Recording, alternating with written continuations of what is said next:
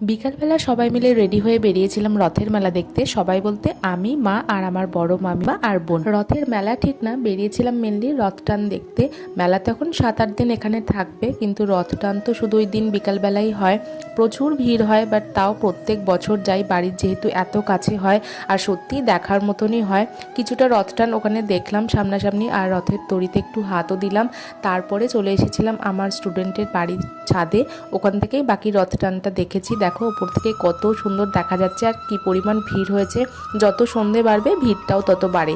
আর এই যে রথটা নিয়ে গিয়ে ওই দূরে একটা জায়গায় রাখা হয়, আবার যেদিন উল্টো রথ হয় সেদিন ওই দিক থেকে টান দেওয়া হয়। তারপরে ঢুকেছিলাম মেলার মধ্যে। মেন যে মদনমোহন মন্দির আছে সেখানেই মেলাটা বসে। প্রথম দিনই একটু বেশি মেলা বসে, তারপরের দিন থেকে মেলাটা একটু কম বসে। মা, মামিমা, বোন টুকটাক কিছু কেনাকাটা করেছিল মেলার থেকে। তারপরে ওখানে একটু খাওয়া দাওয়া করে বাড়ি চলে এসেছিলাম। এতই বেশি ভিড় ছিল সেজন্য আমি আর কোনো ভিডিও করিনি। তো চলো টাটা।